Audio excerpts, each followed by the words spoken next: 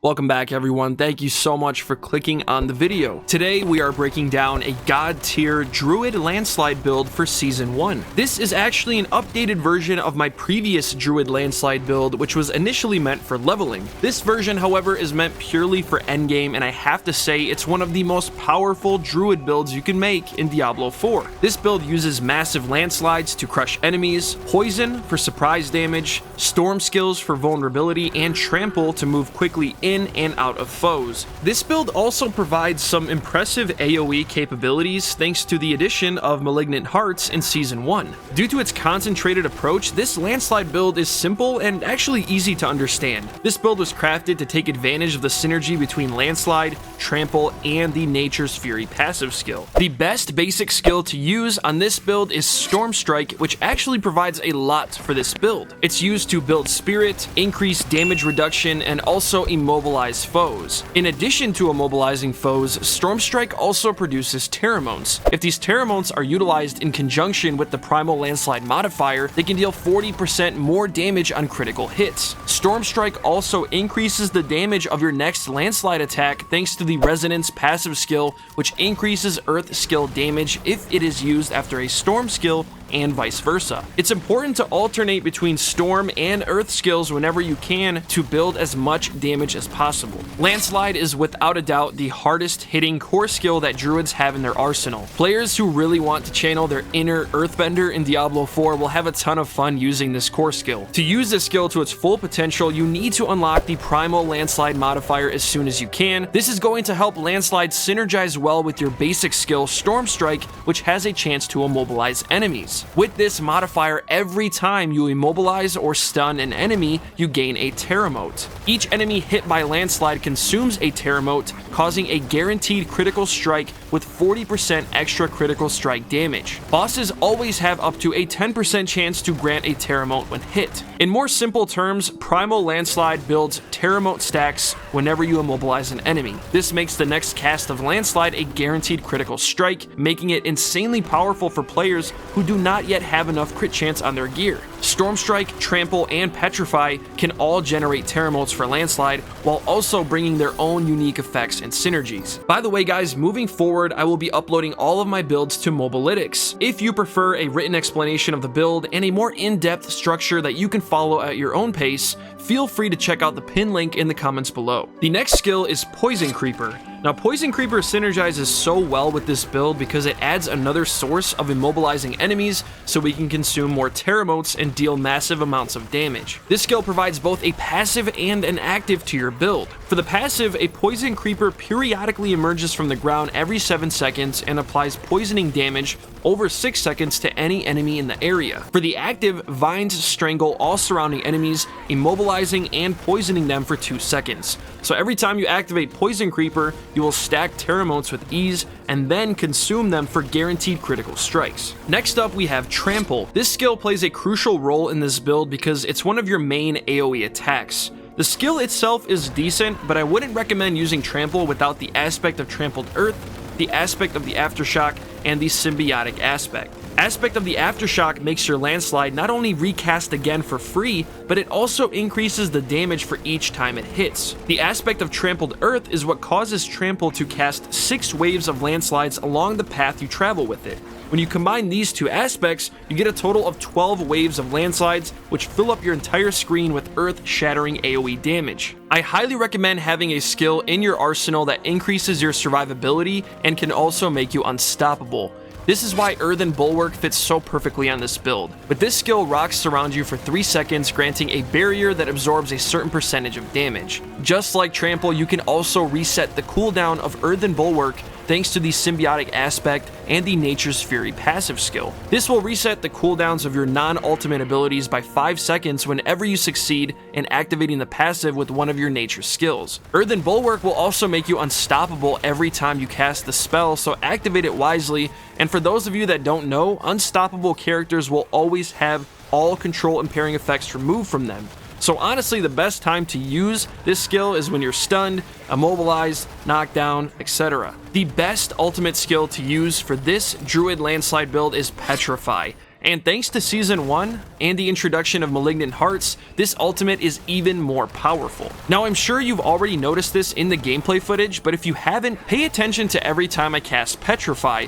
You'll see clearly that all enemies on screen are being pulled towards me. This is made possible thanks to a devious Malignant Heart, which pulls enemies towards you every time you cast your ultimate. So basically, every time you cast Petrify, all enemies on screen will be pulled towards you, you'll stun them for 5 seconds, and you will also deal 30% increased critical strike damage to them. The critical strike bonus is increased to 50% against bosses, and the stun duration is extended as well. Lastly, the best key passive for this build is Nature's Fury. Now, you've already heard me mention this passive several times throughout the video, but to gain a better understanding of what this passive offers for your build, let's read the description. When you cast an Earth skill, you have a 20% chance to trigger a free Storm skill of the same category. Now, if you cast a Storm skill, it also has a 20% chance to activate a free Earth skill of the same cluster. As such, you're rewarded for using both Earth and Storm magic, which is what this build revolves around. With the symbiotic aspect, your opposite type non-ultimate cooldowns are shortened by up to 8 seconds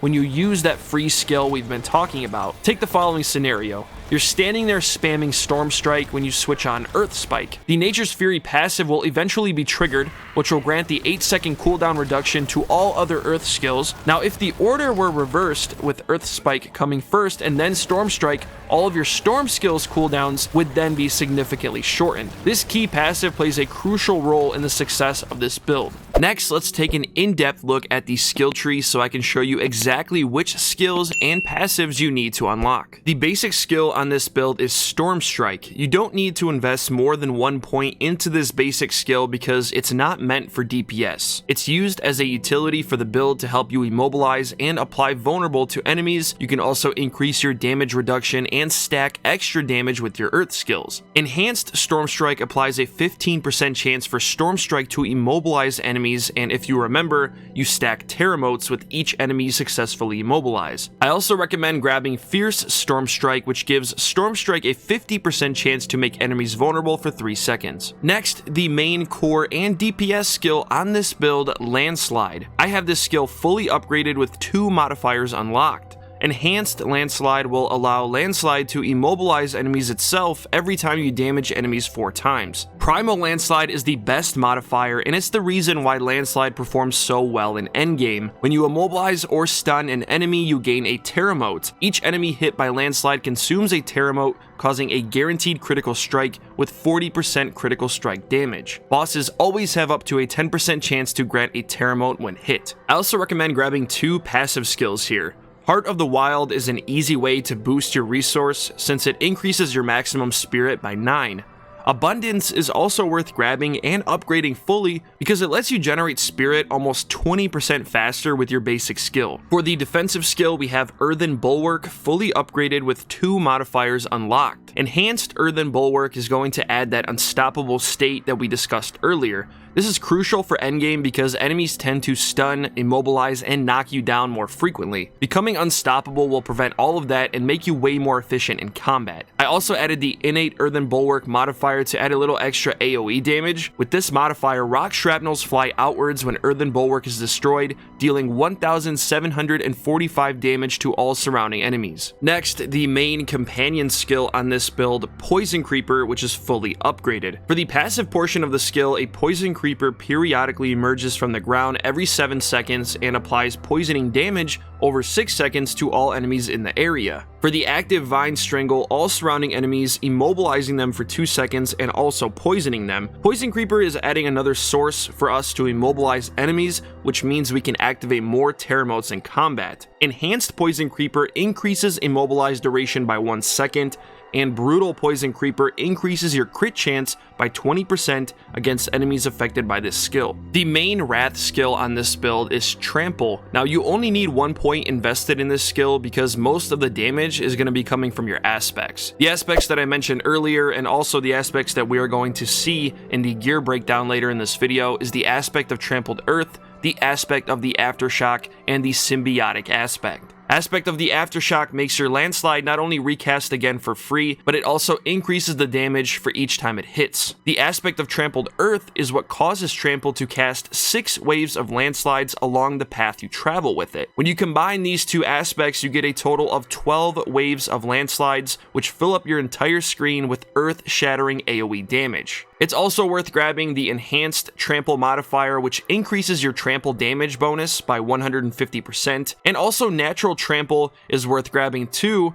since it fortifies you for 20% base life every time you cast a skill. That fortification is important because you get massive damage buffs on this build every time you are fortified. If you invest 1 point into this Neurotoxin passive skill below here, you'll be able to upgrade the Envenom passive skill. With this passive, you and your companions deal 30% bonus critical strike damage to poison enemies. So basically, every time you cast Poison Creeper, your next attack will deal 70% extra crit hit damage to enemies thanks to Primal Landslide and this Envenom passive. The crit hit damage bonus is actually increased to 100% against bosses, which is nuts. There's also 3 more passive skills here that you should not overlook.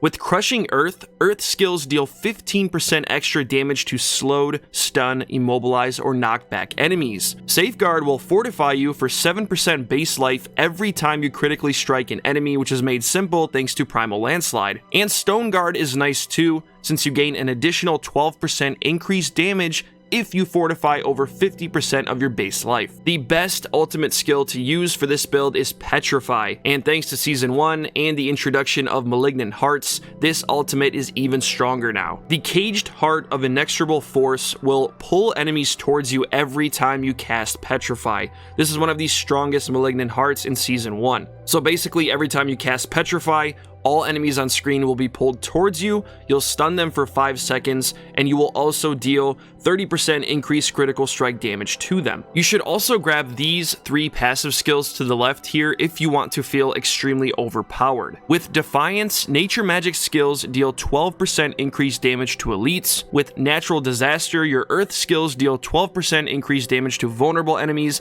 and your storm skills deal 12% increased damage to stunned or immobilized enemies. Thanks to Nature's Fury, we'll be benefiting from both of these all the time. Resonance is a passive skill that I mentioned earlier, and it synergizes so well with Nature's Fury. Nature magic skills deal 6% increased damage. Triple this bonus if an earth skill is the next skill cast after a storm skill, or a storm skill is the next skill cast after an earth skill. Since fortification is important on this build to help you survive longer and also increase damage, I recommend grabbing 2 more passive skills here. Defensive Posture increases the amount of fortify you gain from all sources by 15%, and Nature's Resolve applies a 15% chance for you to fortify for 4% of your base life every single time you are attacked by an enemy. Lastly, the best key passive for this build is Nature's Fury. You've heard me mention this skill dozens of times in this video. Let's go ahead and read the description. Every time you cast an Earth skill, you have a 20% chance to trigger a free Storm skill of the same category. Now, if you cast a Storm skill, it also has a 20% chance to activate a free Earth skill. As such, you are rewarded for using both Earth and Storm magic, which is what this build revolves around. Next, I wanted to go over my Paragon Board progression so far.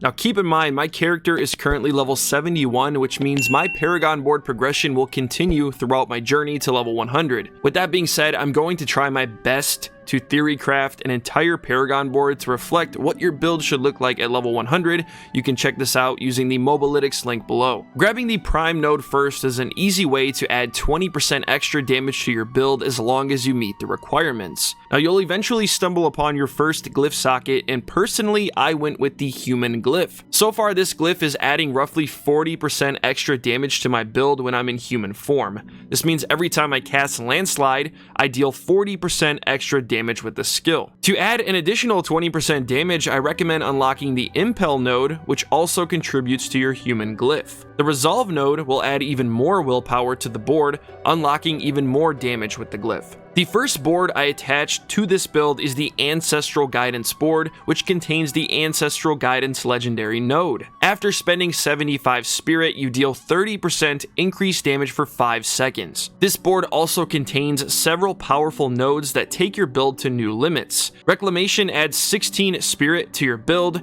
Recuperate increases potion healing and health regen. Spiritual Power adds 28% core skill damage and 35% basic skill damage to your build as long as you meet the requirements, and the same thing goes for Harmony, which adds yet another 28% damage to your core skill. This is as far as I've gotten for now, but if you want to see an entire breakdown of the full Paragon board, check out the Mobalytics link in the comment section below. Next, let's take a look at the best aspects to use on this build. Now, don't focus so much on your gear stats since they change constantly as you level up and apply new gear, but in case you do come across some nice rolls, be on the lookout for extra ranks for your skills, crit chance, crit damage, vulnerable damage, core skill damage, and max life, for example. For the helmet, I'm using the aspect of Disobedience. Gain 0.30% increased armor for 4 seconds when you deal any form of damage, stacking up to 18%. For the chest piece, one of the most powerful aspects on this build, the symbiotic aspect. When the Nature's Fury passive skill triggers a free skill,